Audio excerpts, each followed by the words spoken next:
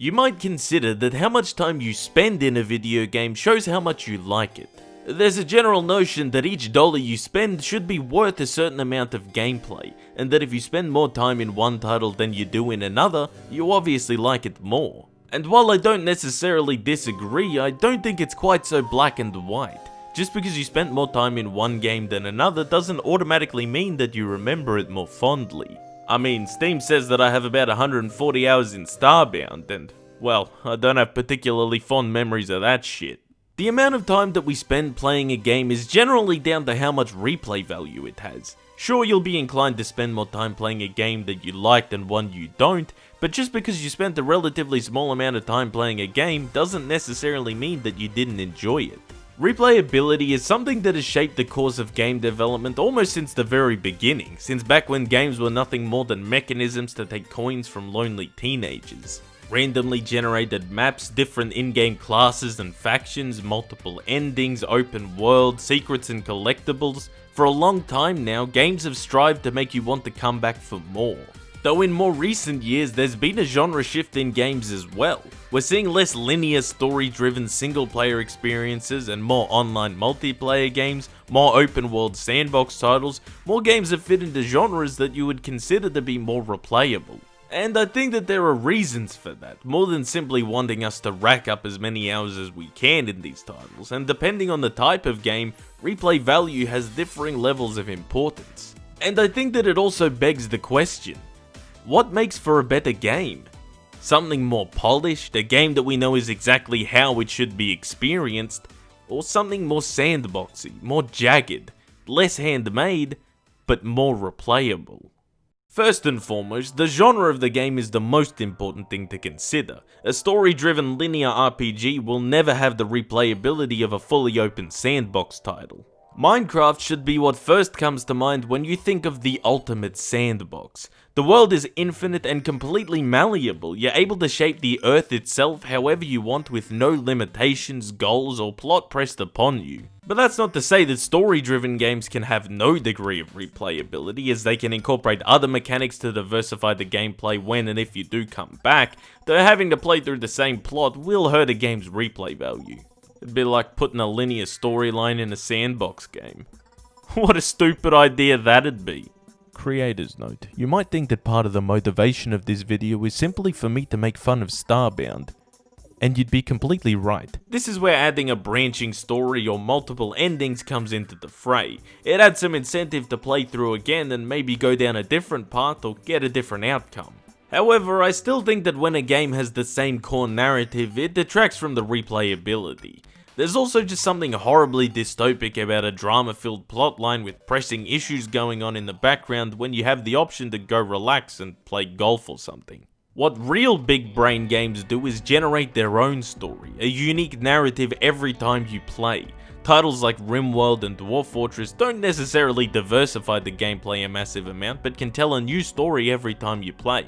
And while they might kick you in the balls most of the time, they'll intrigue you enough to start again. A simple way for a game to add more replayability is to give players choices. Different ways to tackle the combat, what kind of map you play on, what faction or team you start with, what difficulty you play on. Simply giving players more than one way to play a game is an easy way to extend its content. That being said, I won't pretend that every time I come back to Skyrim when the ghost of Todd Howard beckons me to, that I don't just play as a sneaky archer. Because I do. Replay value may also come from an online setting. Online multiplayer games often don't vary too much gameplay wise every time you play, but the replayability comes from the sense of competition or perhaps simply the interactions you have with other players online. Back in the day, I played an enormous amount of TTT, and it wasn't even necessarily to play the game, it was more just to talk shit over the voice chat. However, you can realistically argue that replay value is largely subjective. I know that there are plenty of games that I've played through multiple times that you wouldn't necessarily consider to be highly replayable, but I've spent plenty of time in them regardless. You might come back and revisit a game because you enjoyed it a lot. Maybe you really liked the art style and music, maybe the story and writing really resonated with you, or maybe there's a HD special edition coming out and Daddy Howard is demanding that you buy it again. It's not even just in-game mechanics that can beckon us to spend ungodly amounts of hours in games either. Just ask any Iron Man EU4 achievement hunter with over a couple thousand hours in the game. Even something as simple as achievements can entice us to spend more time in a title. Just being the right genre and having the right mechanics does not necessarily guarantee a game will have genuine replay value. There needs to be some sort of incentive or motivation to suck you in or keep bringing you back. And the rather tragic and recent example of a game getting it wrong is the release of CubeWorld. CubeWorld is an RPG which is traditionally more story driven, but this is more of a sandbox exploration game, not linear, and is intended to be virtually infinite. When you give a player an infinite world to explore, you need to provide incentive to keep them playing. And while CubeWorld does create an infinite world with generated dungeons and locations, what it lacks is another key aspect of an RPG: character progression. The game builds itself around leveling up by collecting artifacts, and that's really all the context there is for it. And because the character progression is near non-existent in CubeWorld, there's no incentive to play past those first 5 to 10 hours. So would CubeWorld have been better as a linear game? Well, maybe, but I don't think so, considering that the entire premise of the game was always to be an infinite world, and I think that how it eventually panned out was ultimately disappointing.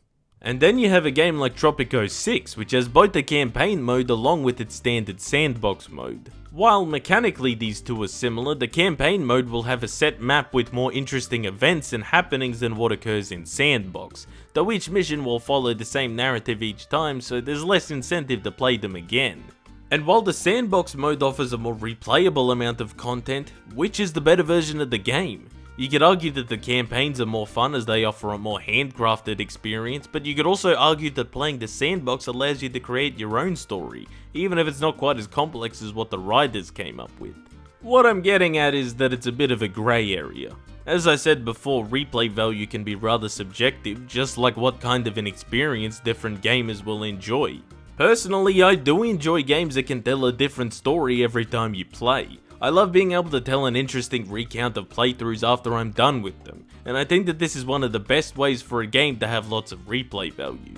That being said, it's nice to be able to immerse yourself in something without as much replay value, but something more interesting, an experience that has been made from the ground up by the devs for you to enjoy. Worth the money even if you can't spend hundreds of hours in it. So why has replayability become such a big thing throughout the history of game development? Well, I guess to get people to play games more. I can't really think of a much more logical explanation for it. I think that even in more linear games, it's great to have some input into how the game pans out, even if it's really just as simple as what our character looks like or what kind of gear they use. It lets us have our personal touch and play how we'd like to play. But from a more modern perspective, I'll say that it's money. Particularly for online multiplayer games, and even more particularly due to the introduction of in-game purchases. I mean, if Todd Howard gives you Horse Armor DLC for Oblivion, you're gonna say, why the heck would I buy that when I can't flex it on other players, Todd? But when Blizzard gives you that sick new Hanzo skin, because you can proudly show off to other players how rich you are, you're gonna give them money and pretend like Tiananmen Square never fucking happened. There is such a huge amount of money to be made from in-game purchases on their own, and barring freemium and mobile games, multiplayer online games are where they sell the best. I think that the more time we've spent in a game, the more likely we are to purchase additional content for it as well, whether that's in-game purchases or DLC and whatnot, so having as much replay value as possible is simply a no-brainer. I personally believe that this is why online-only multiplayer games, particularly competitive games and shooters, have dominated much of the market over the last 5 years or so. It's also important to consider the sandbox genre and how it has exploded ever since Minecraft came out all those years ago, and how many of those titles come from smaller indie studios as well. Due to the replayable nature of sandboxes, it's easier to release them in early access, even when they're lacking some polish and extra content, which is why they're more appealing for smaller studios to pursue as well. Replay value is inherently a good thing. If a game offers enough to persuade us to jump back in to give it another go and we can waste more of our short-lived existences in front of a screen mashing buttons, then what could be so bad about that?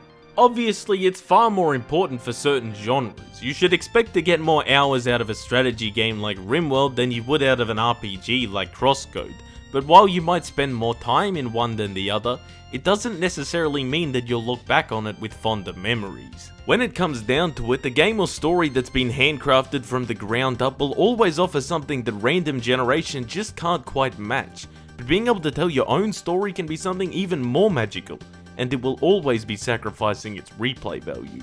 And you might enjoy those short bursts of brilliance, or maybe you'd prefer to have something you can play time and time again. In the end, we all have our own preferences, and I'm just a pseudo-intellectual with the YouTube channel, so you can take everything I say with more than a grain of salt. And it's like I said, I've spent a fair bit more time playing Starbound than I have Hollow Knight, simply because genre-wise it offers a little more replayability. But I sure as hell know which game I enjoyed a lot more.